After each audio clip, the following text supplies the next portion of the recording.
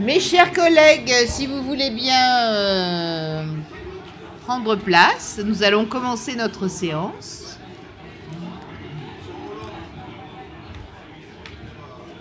Donc pour te dire que l'objectif c'est le traitement en juin et il faut qu'on lâche les 300 cas tant pis.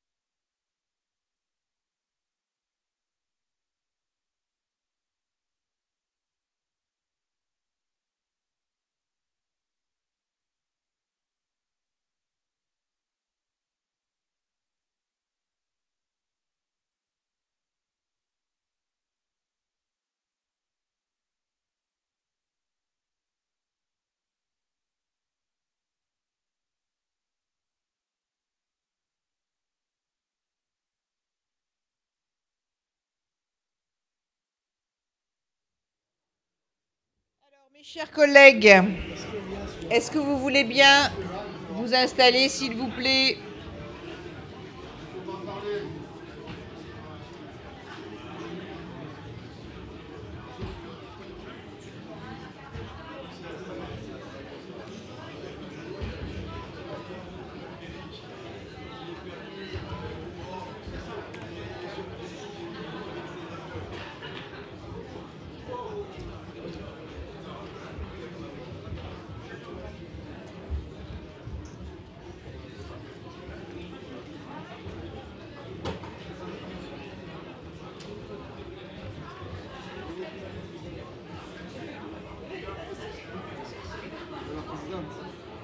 Comment tu vas? Ça va, Nicolas? En forme? Oui, oui.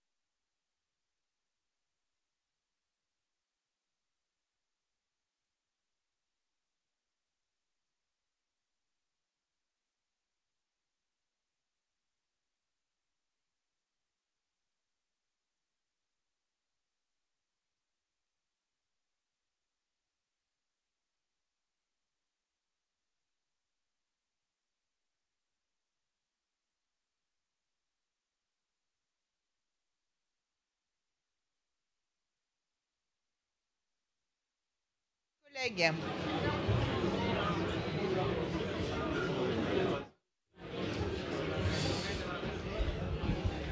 Mes chers collègues,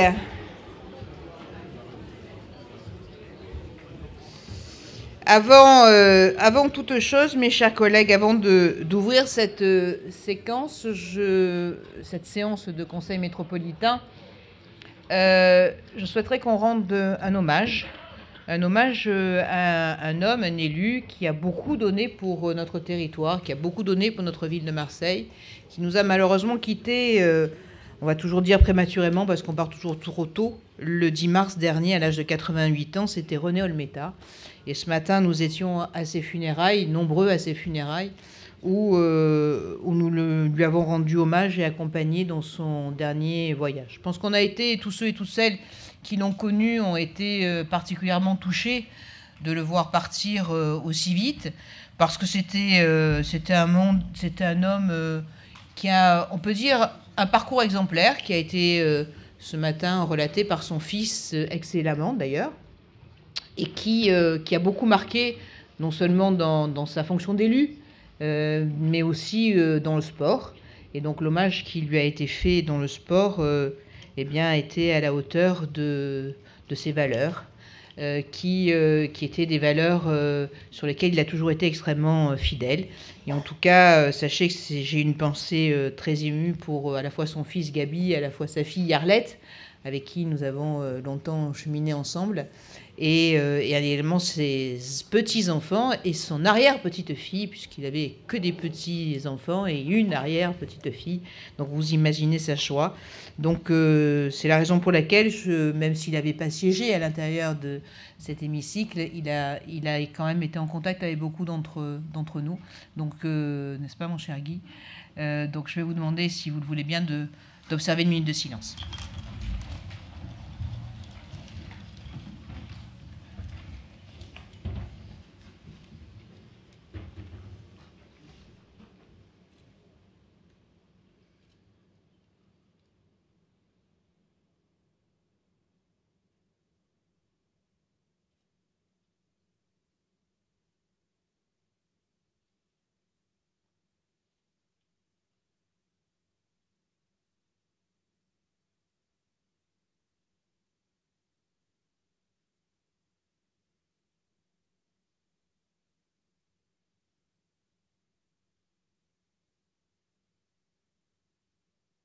Merci.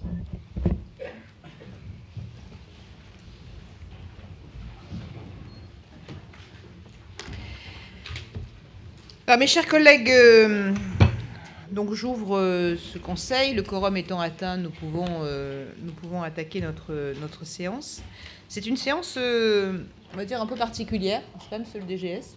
Une séance que nous avons attendue depuis de longues dates, puisque aujourd'hui, nous allons étudier ensemble, nous allons voter ensemble une délibération qui est une des délibérations fondatrices de la métropole, qui est ce qu'on appelle le PLH, donc le programme local d'habitat, qui va être arrêté aujourd'hui. Donc c'est l'aboutissement d'un travail collaboratif, un travail qui a été concerté de manière très large avec l'ensemble des acteurs concernés. Et je tiens vraiment à remercier, on l'a fait tout à l'heure en bureau, mais je veux le refaire ici, David Itier pour tout le travail d'écoute, tout le travail de construction qu'il a fait pour justement arriver aujourd'hui à ce résultat.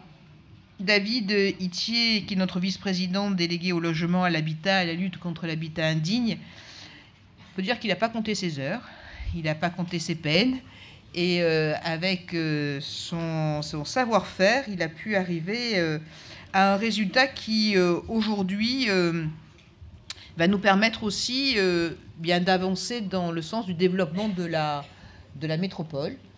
Les communes, bien sûr, qui sont nos premiers relais de proximité, ont été bien entendu au premier rang de ce processus qui était indispensable, un processus qui, bien entendu, ne remplacera jamais, le PLH ne remplacera jamais le rôle déterminant du maire, qui, lui, délivre après, par la suite, les autorisations à construire et ouvre les droits.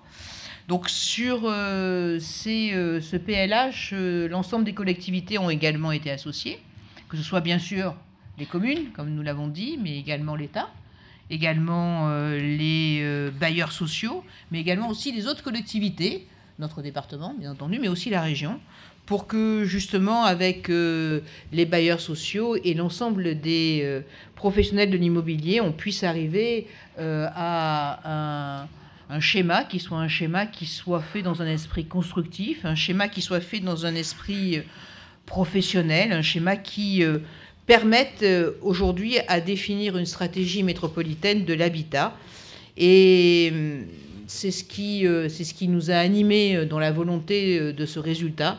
Et en tout cas, je voulais remercier l'ensemble des communes, en particulier la ville de Marseille, qui a particulièrement travailler aussi avec nous en collaboration pour que nous puissions avancer dans ce sens. Donc merci à tous et à toutes, merci à tous les maires, merci à tous les partenaires pour votre engagement. Et aujourd'hui, nous allons continuer à déployer notre stratégie pour, bien entendu, continuer à développer les autres agendas, que ce soit l'agenda de la mobilité, l'agenda environnemental, et puis, bien entendu, arriver sur le point final de l'aménagement du territoire avec Monsieur le Premier vice-président, le Scott.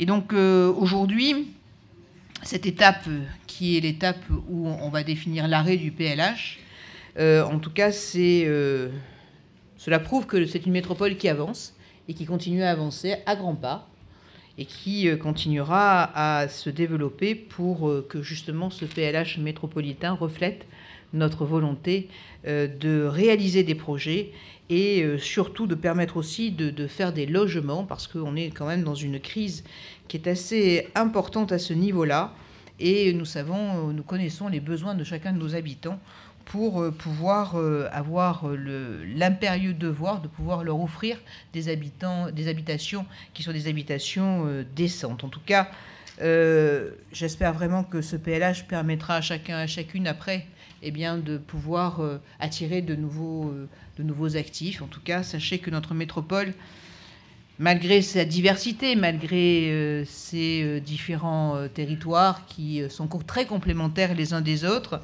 dans un esprit aussi de mondialisation où tout tend à être homogénéisé, nous souhaitons garder chacun nos spécificités. En tout cas, nous y sommes extrêmement attachés pour que notre multiplicité de paysages soit toujours préservée et que surtout il fasse toujours bon vivre sur notre territoire. Alors bien sûr, la politique de l'habitat, c'est pas uniquement que le logement, c'est aussi la mobilité. Donc là aussi, les choses, elles avancent bien. C'est aussi la politique de l'environnement, et tout ça, ça va dans le sens que nous avons défini ensemble sous l'égide de M. Monteco lors de la commission. Ce sont les transitions pour permettre à notre métropole d'aller encore plus de l'avant. En tout cas, sachez que nous allons avoir également des rapports sur la rénovation énergétique, qui est aussi un enjeu colossal aujourd'hui, compte tenu des augmentations des coûts de l'énergie, mais aussi de la préservation de l'environnement. Et vous savez combien j'y suis très attachée. En tout cas, malgré certaines difficultés aujourd'hui que nous rencontrons dans notre pays, j'espère que cette métropole continue à avancer sur une nouvelle ère, et qu'elle sera aussi, et je pense que c'est son rôle principal, accélératrice des projets que nous avons initiés et que nous continuons à développer. Nous parlions tout à l'heure que la métropole participe aussi au concours du label Territoire Innovant, n'est-ce pas, messieurs Parakian et messieurs Mercier, je vous remercie pour votre implication, qui identifie bien sûr des initiatives numériques et des pratiques innovantes dans le cadre de nos collectivités. Et donc, les critères d'évaluation sont assez nombreux, assez pointus, mais je suis intimement persuadée que nous allons pouvoir répondre à ce label et que nous continuerons à être au top de l'innovation. En tout cas, je fais confiance à l'ensemble des élus pour pouvoir le faire. Voilà, mes chers collègues, ce que je voulais vous dire rapidement en préambule pour que nos débats puissent continuer à se faire dans l'esprit qui nous a animés depuis quelques mois et quelques semaines, c'est-à-dire un esprit de confiance, un esprit de travail collaboratif, un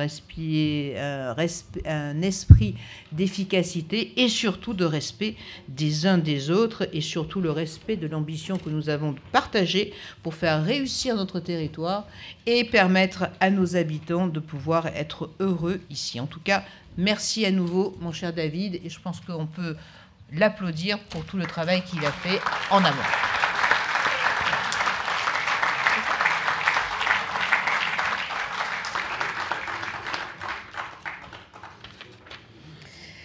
Alors, je vous rappelle les dispositions de l'article 21, 31, 11 du Code général des collectivités territoriales. Sont illégales les délibérations auxquelles ont pris part un ou plusieurs membres du conseil intéressé à l'affaire qui est en l'objet, soit dans le nom personnel, soit comme mandataire. Je vous remercie donc de signaler aux assemblées vos déports afin qu'ils soient mentionnés au procès verbal.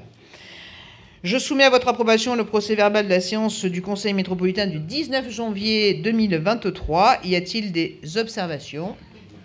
Pas d'observation, donc je le considère comme adopté. Conformément aux dispositions du Code général des collectivités territoriales, les comptes rendus des décisions de la présidente et du bureau vous ont été transmis en même temps que l'ordre du jour et les dossiers de cette séance. Alors, information au Conseil. Des informations au Conseil vous ont été également adressées avec les documents de séance. Il s'agit des tableaux de marché notifiés et du procès-verbal de la commission consultative des services publics locaux. Donc nous allons passer à l'examen des rapports. Nous commençons par la commission Attractivité, Tourisme International, Culture, Sport, Grand Événement. Madame Millon pour le rapport numéro 1. Merci Madame la Présidente. Chers collègues, il s'agit de soumettre à votre approbation la demande de classement en qualité tourisme en catégorie 2 de l'Office de tourisme de Gardanne, qui se spécialise depuis plusieurs années dans le tourisme industriel, ce qui est l'identité de son territoire. Voilà. Je peux répondre à vos questions si vous avez besoin d'autres informations. Pas de souci. Y a-t-il des demandes d'intervention? Pas de... Oui. Qui a dit oui? Personne n'a dit oui? Non, ok. Donc pas d'observation, pas d'opposition, donc le rapport est adopté. Nous passons au patrimoine naturel, l'agriculture, la viticulture, la ruralité. Monsieur Burle pour le rapport numéro 2. Il s'agit tout simplement d'approuver une candidature de la métropole Aix-Marseille avec l'association Cité de l'Agriculture et Graines de Soleil pour faire appel à projet de la Banque des Territoires sur la transition agricole et alimentaire. Ça couvre bien entendu notre politique agricole que vous avez décidée depuis de nombreuses années et je pense à la politique agricole de tout le monde, y compris Marseille, puisque nous sommes en partenariat avec Marseille pour cette demande-là. Merci. Merci. Y a-t-il des demandes d'intervention? Madame Camard. D'autres demandes d'intervention? Non? Ok. Allez-y, Madame Camard, vous avez la parole. Bonjour Madame la Présidente. Donc c'est une bonne idée de traiter des sujets d'agriculture et de patrimoine naturel en début de séance, à l'heure où, c'est vrai, la sécheresse et l'inflation des prix de l'alimentation nous inquiètent. On parle ici d'un seul rapport qui est un appel à candidature, qui est donc un dossier très intéressant. Mais nous voudrions aussi muscler nos ambitions sur le sujet. À cet égard, je vous avais interrogé le 5 mai 2022 dans cet hémicycle sur la participation de la métropole à un autre appel à candidature. C'est le label européen des 100 villes neutres en carbone d'ici 2030, projet porté par la ville.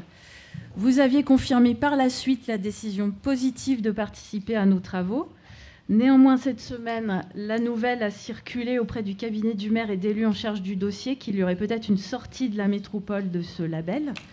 Pouvez-vous nous en expliquer les raisons, si c'était confirmé comme décision, ou nous faire un point d'étape sur votre position sur ce dossier important pour nous tous, je pense.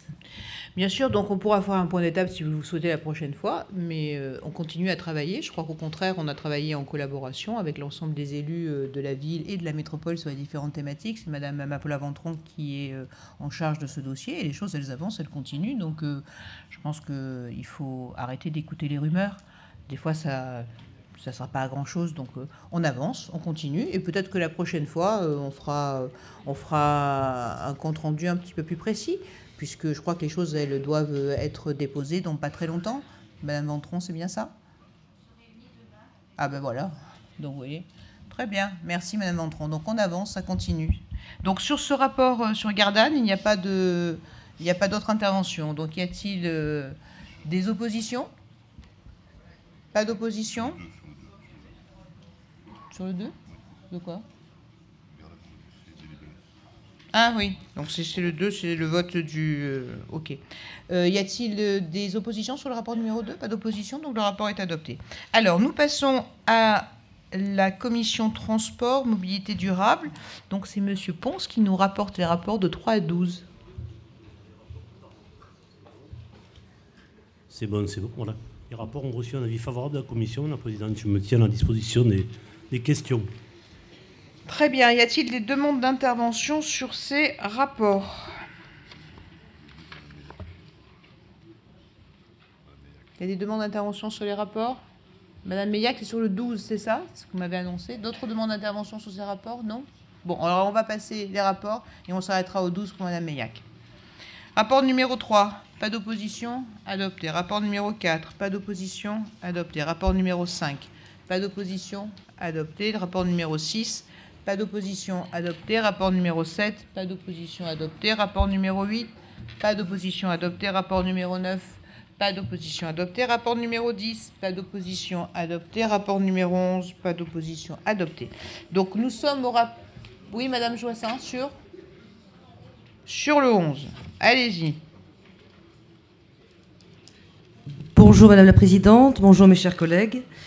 Le groupe ex-PAYDEX votera contre ce rapport numéro 11 qui met en place une régie pour la gestion des parkings de centre-ville aixois.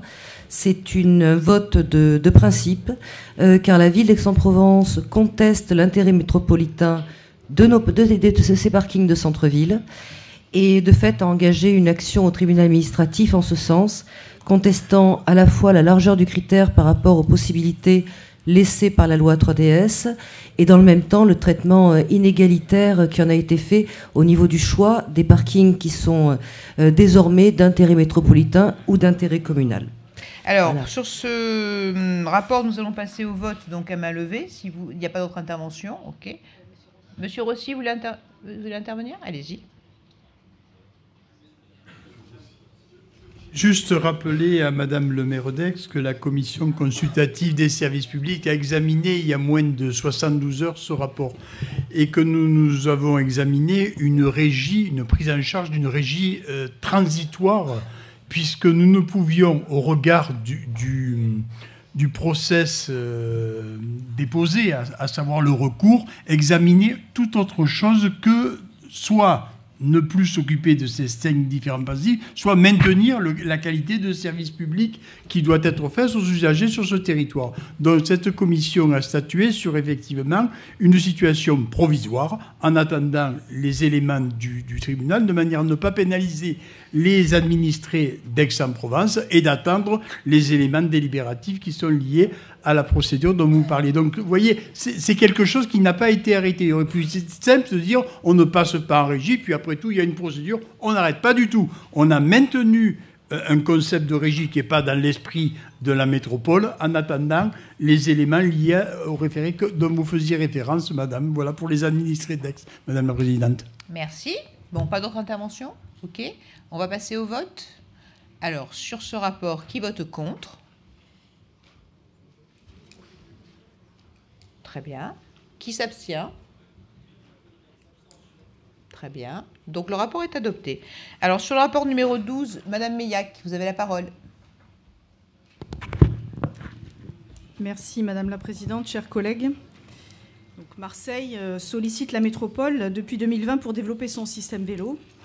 C'est une demande des habitants. L'usage du vélo a triplé ici dans la décennie 2010. Et depuis 2020, il augmente encore. Mais la part modale, l'enquête certifiée CEREMA nous l'apprend récemment, la part modale reste très basse. En 2019, elle était à 1%. Et aujourd'hui, peut-être 2%, quand les autres villes sont entre 5 et 20%. Pour déverrouiller cette part modale, il faut 3 choses. Une flotte de vélos publics adaptée, des tarifs adaptés et un réseau cyclable. Ce rapport nous parle de la flotte de vélos publics en actant l'arrivée de nouveaux vélos cargo en location, le vélo plus, et c'est une avancée. Mais le problème est le nombre de vélos prévus qui est faible. Notre métropole, la plus grande de France, propose, chers collègues, de louer 2000 vélos, le vélo plus, et 2000 le vélo. Au total, 4000. Quand une métropole de taille moyenne, comme Grenoble, en loue 9500. Lyon, 15 400. Paris, 39 500. Ensuite, le tarif créé pour ces vélos cargo est à 59 € par mois. C'est un tarif unique, pas de tarification sociale. En l'état, ce service sera inaccessible pour nombre de nos administrés et il serait bon qu'une tarification sociale soit envisagée. Enfin, chers collègues, ces vélos, où rouleront-ils? Les 8 lignes sécurisées du plan vélo devaient être livrées d'ici l'an prochain. Aucune ne sera livrée avant peut-être 2030. Ce n'est pas clair. Ce réseau, il est réalisé à 10% du kilométrage à peine. Ce serait vraiment bien si nous pouvions accélérer sur la ligne 1 de l'Estac au Vieux-Port, des Catalans à la Corniche, du Prado à la Pointe Sud, et sur les 7 autres lignes, où pour l'instant nous n'avons rien, mais aussi sur le réseau secondaire, sur le Prado, sur la rue Breteuil. Ce serait vraiment bien pour financer cette accélération si vous sollicitiez, Madame la Présidente, le Fonds national mobilité active, qui aide les AOM à financer leurs pistes cyclables. Dans les 5 premiers appels à projets, notre métropole n'a pas candidaté. Le 6e appel à projet, aménagement cyclable, est ouvert depuis janvier. Il sera clôturé le 21 avril. Il est encore temps de déposer des dossiers.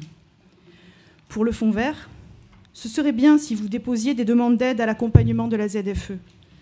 Le fonds vert finance, entre autres, des aménagements de voiries pour développer le vélo et la marche. Axe 3, classe 5. Il y a urgence, Madame la Présidente, car c'est une question de santé publique, mais vous le savez. La pollution de l'air tue, mais le temps perdu dans les embouteillages empoisonne aussi l'économie locale. Pour que le vélo redevienne rapidement ici un transport de masse, nous vous invitons, Madame la Présidente, à solliciter le Fonds Mobilité Active et le Fonds Vert pour financer la flotte de vélos publics dont ce rapport nous parle et le réseau cyclable que nous devons aux métropolitains. Dans l'attente, le groupe pour une métropole du bien commun s'abstiendra sur ce rapport. Merci. Monsieur Ginoux, s'il vous plaît, vous pouvez répondre à Madame Meillac, s'il vous plaît.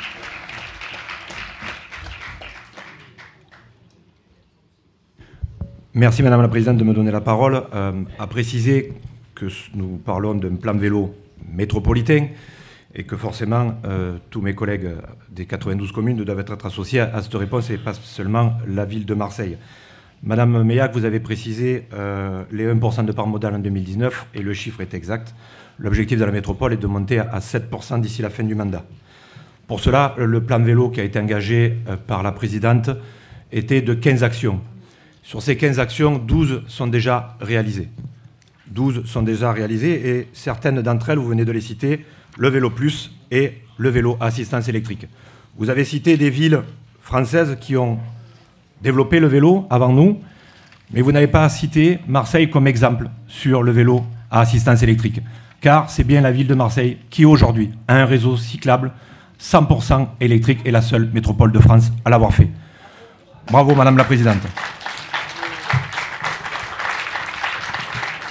Vous n'avez pas cité aussi la collaboration avec le conseil départemental qui aujourd'hui, avec la métropole, a mis 100 millions d'euros sur la table pour construire des pistes cyclables, mais pas que à Marseille, dans tout le département et dans toutes nos communes. Vous n'avez pas cité non plus le savoir pédaler qui est instruit dans toutes nos écoles. C'est le plan vélo qu'il a mis en place, mais pas seulement qu'à Marseille, à Sénas, à Aiguille, partout. Tous les maires ici présents peuvent faire cette demande et on peut venir avec l'association Artemis apprendre à pédaler à tous les enfants métropolitains de nos écoles primaires.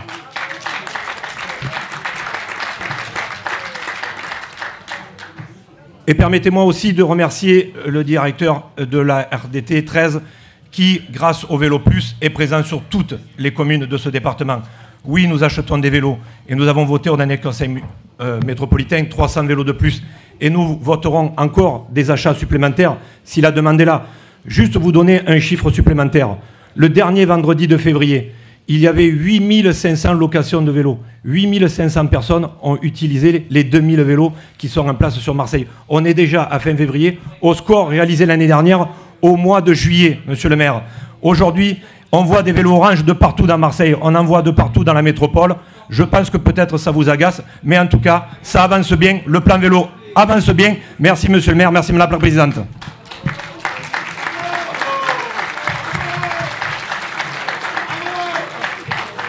Le problème, monsieur le maire, c'est que vous n'êtes pas à votre place, donc je ne vois pas où vous êtes. Donc on va avoir du mal à... Ah ben, on va vous donner un micro. Vous n'avez pas un micro pour monsieur le maire, s'il vous plaît? Ça passe?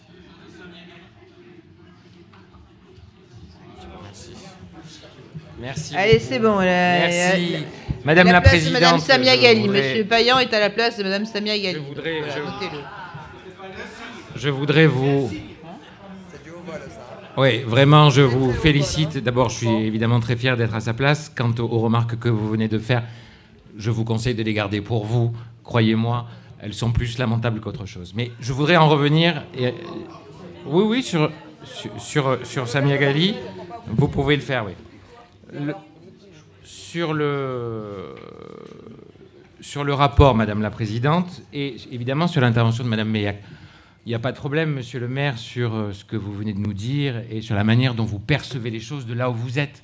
Et en effet, on parle d'une métropole. Et donc, on parle de communes, quelle que soit leur taille, quelle que soit leur histoire. Et il ne s'agit pas, une fois de plus, de vouloir opposer, même si c'est de tradition ici, la ville de Marseille, aux autres communes de cette métropole. Pour autant, et c'est ainsi, parce que la ville de Marseille est faite ainsi, parce que sa topographie est faite ainsi, parce que sa géographie est faite ainsi, et aussi parce que la demande de nos concitoyens est faite ainsi. Et c'est ce que vous devez essayer de comprendre.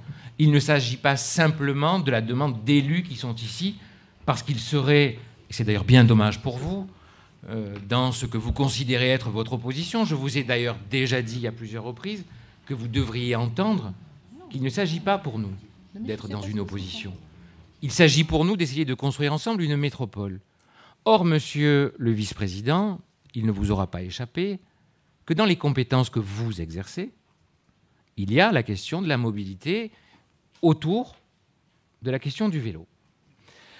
Madame Meilhac a pris des exemples en France, on pourrait en prendre d'autres, y compris de métropoles qui sont, cher monsieur, gérées par ceux qui sont censés être vos amis politiques. Je ne suis pas sûr et certain que le vélo soit de droite ou de gauche. Je pense que c'est quelque chose qu'il faut essayer de comprendre comme une avancée et comme quelque chose de nécessaire. Et donc, ne tentez pas d'opposer le vélo en fonction d'une appartenance politique. Nous sommes dans une situation où nous vous demandons depuis maintenant plusieurs mois des discussions avec nous pour augmenter et accroître la part de la mobilité vélo dans toutes ses dimensions sur la ville de Marseille. Et Madame Meilhac vous fait une proposition, pas une proposition qui vous met contre le mur en vous disant « donnez plus d'argent ». C'est une proposition d'intelligence et de bon sens qui dit « faisons ce que d'autres font ». Il y a en France la possibilité, si on se met ensemble, d'aller chercher de l'argent à Paris pour pouvoir faire ça. Pourquoi n'avons-nous pas candidaté à ce fonds particulier? C'est tout ce qu'on vous demande en fait. On ne vous demande pas de sortir de l'argent de vos poches pour payer les vélos des Marseillais. C'est un peu ce que d'aucuns essaieraient de nous faire croire ou de nous faire comprendre. Et je pense que la présidente l'a parfaitement compris. C'est est-ce qu'on est prêt ensemble à aller solliciter ce fonds national pour que cette demande nécessaire... Et d'ailleurs, la présidente vient de nous dire à quel point, pardonnez-moi, et vous l'avez applaudi, à quel point elle considérait que la question de l'environnement était une question centrale. Elle a d'ailleurs réaffirmé, et je l'en remercie, sa volonté parfaite et définitive de rester dans cette espèce de grande ambition qui est l'ambition des 100 villes décarbonées. Mais pardonnez-moi, la question de la mobilité, elle ne peut pas, monsieur le vice-président, être décorrélée de la question de l'environnement. La question des modes de transport en 2023, elle ne peut pas être décorrélée de ces questions-là. Et donc, plutôt que de nous renvoyer à ce que vous considérez être comme des turpitudes, essayez d'écouter ce qu'on dit et de nous comprendre. Il n'y a pas d'attaque ad nominem. Il n'y a pas, de la part de Mme Meilhac, une accusation qui est faite. Elle vous propose qu'on travaille ensemble sur cette question-là. Elle vous propose qu'on sollicite ensemble un certain nombre de choses. Vous n'avez pas écouté la maire d'Aix-en-Provence sur ce qu'elle vient de vous dire sur les parkings. Vous n'écoutez pas la ville de Marseille sur ce qu'elle vous dit sur les vélos. Qu'est-ce que vous faites? Vous recommencez? On recommence encore à opposer la métropole à ces villes? À ce jeu-là, ça ne va pas loin.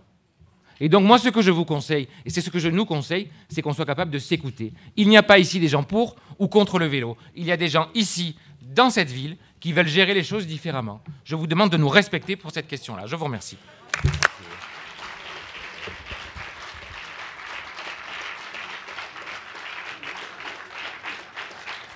Monsieur Ginoux.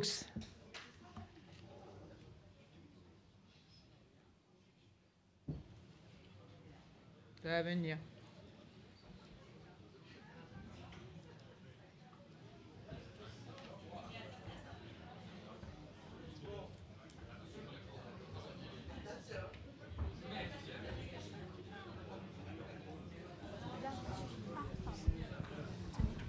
Allez, ça arrive. Monsieur le maire, je vous ai écouté. Il n'y a de ma part aucun manque de respect. Je viens de dérouler l'avancée du plan vélo comme ça nous a été demandé par Madame Meillac lors de la dernière commission.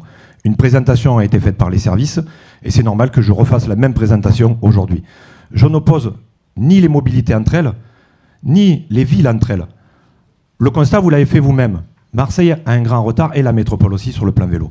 Mais quand même, vous devez pointer du doigt que les efforts nécessaires ont été faits par la métropole, Madame la Présidente, et le Conseil départemental dans nombre des 15 points mis en avant sur ce plan vélo. Et ne pas limiter le plan vélo juste au nombre de kilomètres d'enrobés, de pistes cyclables qui ont été réalisés.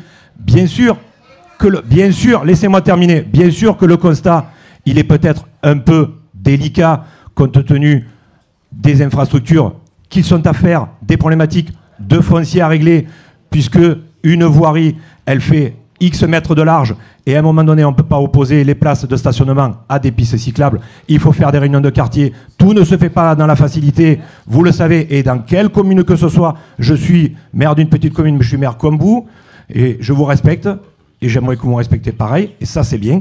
Par contre, ce que je tenais à vous dire, c'est que le plan vélo aujourd'hui, monsieur le maire, le plan vélo, il avance bien. Peut-être pas suffisamment assez vite par rapport à ce que vous voulez, mais regardez aujourd'hui le résultat des vélos à assistance électrique dans Marseille. Certes, il n'y en a que 2000, certes, l'installation est longue, parce que derrière Enedis n'arrive pas forcément toujours à suivre, mais notre objectif est de progresser, et on peut monter de 2000 à 4000 vélos, et on peut y aller très vite. Mais ça, on n'y arrivera que si vous nous aidez à le faire. On est d'accord. On travaille ensemble. On ne travaille pas les uns contre les autres. Et voilà. Et ça, je veux que ce soit clair. Merci de m'avoir écouté.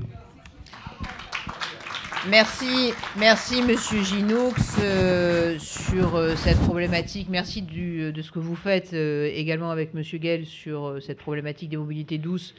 Sur la question d'Aix, Monsieur Rossi a parfaitement répondu à Madame Joissin et nous sommes à l'écoute de la ville d'Aix, comme nous sommes à l'écoute des 91 autres villes de ce territoire et même, j'irai même plus loin, de la totalité des élus qui nous font certaines réclamations à certains moments. Donc le problème, on écoute, on avance, on accélère les projets.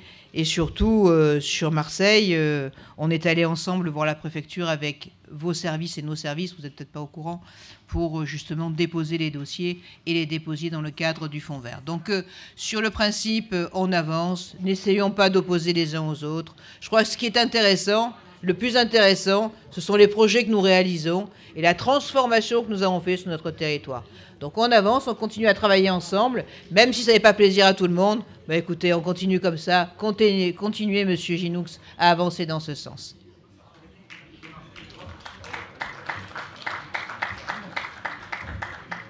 C'est bon. Alors, sur ce rapport, donc, on va passer au vote. Qui vote contre? Qui s'abstient? Donc le rapport est adopté. Alors, Monsieur Ginoux, sur le 13, parce que c'est vous qui le rapportez. Merci. Donc, sur ce rapport, pas d'observation, pas d'opposition, il est adopté. Sur la commission cohérence territoriale, planification, politique foncière, urbanisme et aménagement, Monsieur Monteco, du 14 au 39. Merci Madame la Présidente, chers collègues. Eh bien, avis favorable de la Commission. On va voter de nombreux documents en faveur de nos communes. Je m'arrêterai quand même sur le 17 et le 18, puisque ça va nous aider pour constituer le SCOT. C'est le PLUI du Pays d'Aix. On a le bilan de concertation et l'arrêt du projet. Et je voudrais sincèrement remercier notre collègue Jean-David Ciotte pour le travail qu'il a effectué de concertation, puisque c'est un PLUI de 36 communes, ce n'est pas rien. Et il y a eu un gros travail, même de concertation avec les communes jusqu'à hier. Et voilà, je voudrais que sincèrement, merci Jean-David pour le travail que tu as effectué et qui va nous servir hautement pour le SCOT à suivre.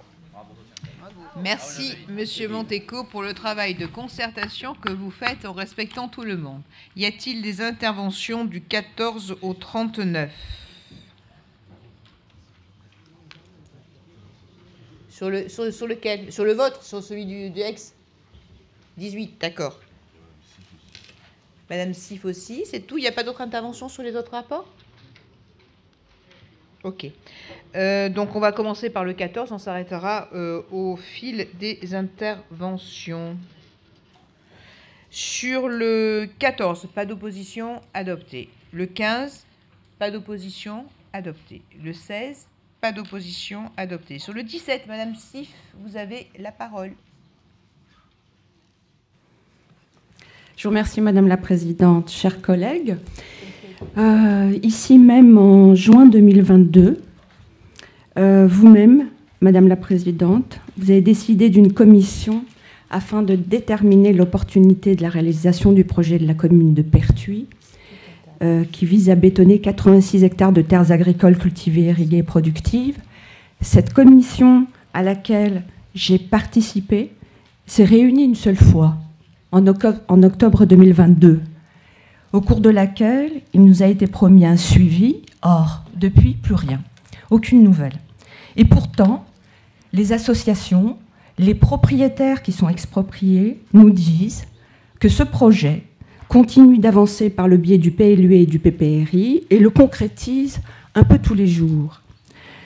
Dans le contexte de crise climatique et de retour des tensions internationales que nous traversons, qui fait suite d'abord à la crise du Covid, ensuite à la guerre en Ukraine, et auxquels s'ajoutent désormais les problèmes d'inflation en France, face à tous ces périls, cette mobilisation des terres de Pertuis revêt une dimension symbolique forte sur la façon dont nous voulons relocaliser notre alimentation. L'enjeu et ses conséquences pourraient se faire sentir dans un avenir très proche. Et ce n'est pas à vous, Madame la Présidente, que j'apprendrai que la question de la souveraineté alimentaire est revenue en force.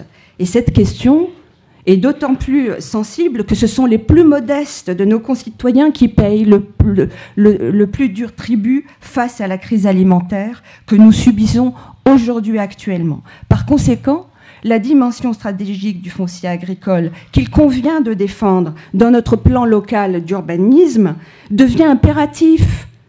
C'est donc le moment pour prendre des mesures courageuses en protégeant des périmètres agricoles cultivables, nourriciers, et aussi qui ont à voir avec l'enjeu de l'eau, et pour garantir notre nourriture et celle des générations futures. Et je ne veux pas croire, Madame la Présidente, que cette métropole a enterré une commission, puisqu'on n'a plus de nouvelles d'elle, à peine née, alors qu'elle devait empêcher que 87 hectares de terres cultivables bétonnent les sols et la Durance. Je vous remercie. Monsieur Burle, pouvez-vous répondre à Madame Sif, s'il vous plaît? Il est vrai que quand on entend protéger les zones agricoles, on est tous intéressés, bien entendu.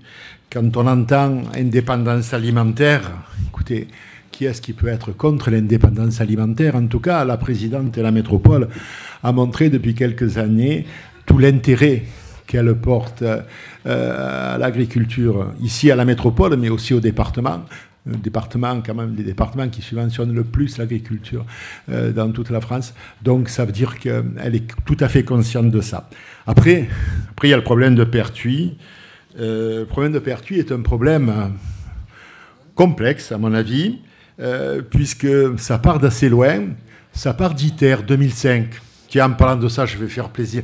Je voudrais quand même que 2005... ITER est venu en France alors qu'il devait aller en Espagne et on le doit à quelqu'un que j'ai plaisir à nommer, c'est Marie Joassin, bien sûr, et c'est elle en tout cas c'est elle en tout cas qui s'est battue avec le président Chirac à l'époque pour qu'ITER vienne dans notre belle région. ITER est un projet mondial sur l'énergie, c'est la fusion et donc j'espère que ce sera la solution de la fin du siècle pour qu'on n'ait plus de problème énergétique. Et avec ça, ITER et l'État, en tout cas, nous a demandé certaines choses. En particulier, de prévoir des zones pour accueillir l'habitat, des zones pour accueillir l'économie, parce qu'ITER, il y aura de la sous-traitance, et commence à y avoir de la sous-traitance. En 20 ans, ITER a bien évolué. En tout cas, tous les pays en sont satisfaits. Et donc, faisaient partie, à ce moment-là, les fameuses hectares de Pertuis. Et c'est vrai que c'était acté, puisque l'État a acté tout ça dernièrement comme une zone économique, j'allais dire, primordiale. Néanmoins, je reviens sur le problème des terres agricoles, et après je vais répondre sur la commission. oui, il faut protéger les terres agricoles, je suis le premier à le faire, et je pense que vous le savez tous. Mais il faut savoir aussi qu'à Pertuis, il y a 2900 hectares de zones agricoles, qu'il y en a plus de 1000 en friche, qu'il y en a 350 hectares dans la plaine de Pertuis en friche, et que malheureusement pour l'agriculture, je dis bien malheureusement pour l'agriculture, si l'on ne fait rien et si on ne bloque pas ces espaces agricoles, elles deviendront des espaces naturels dans quelques années, parce que pour la plupart, il y a plus de 15 ans qu'elles sont déjà en friche. Ça veut dire qu'au bout de 30 ans, ça devient une zone naturelle, et ça veut dire qu'une zone naturelle, elle ne revient pas à l'agriculture. Et c'est là qu'il faut se battre, parce que vous voyez la différence entre 1000 hectares et 40 hectares, il y a pour moi une différence, même si je concède, et je vous le dis clairement, qu'il faut aller au fond, et on a fait une commission pour ça. Donc je peux vous dire que cette commission a fait faire des études. Il y a une étude environnementale, c'est l'étude des 4 saisons, on n'y peut rien. Elle se finira qu'en hiver 2023, et on n'aura pas le résultat avant cela. Il y a une étude, c'est l'étude environnementale, il y a une étude économique, bien entendu, qui sera faite, et une étude agricole, c'est ce qu'on a demandé lors de la commission. Elles sont en cours, elles vont finir dans l'année. Donc je vous demande un petit peu de patience pour tout ça, et pour le moment de réserver un petit peu ça, dans la mesure où on dit la même chose, franchement, et vous le savez bien, puisque dans notre politique agricole, en particulier à Marseille et dans le périurbain, nous avons les mêmes objectifs et nous travaillons bien entendu ensemble. Donc c'est vrai que sur le principe, il y a une question de principe, mais sur la réalité des faits, je vous ai parlé que de la zone de Pertuis, mais on pourrait dire la même chose pour les Bouches-du-Rhône. Il y a plus de 30 000 hectares incultes dans les Bouches-du-Rhône. Qu'est-ce qu'on en fait? On attend que ce soit de la forêt? Moi, j'ai demandé au service de la métropole, et je pense qu'on va avoir la réponse de l'État, parce que c'est la réponse de l'État. Est-ce qu'on peut sanctuariser une zone agricole qui devient une friche?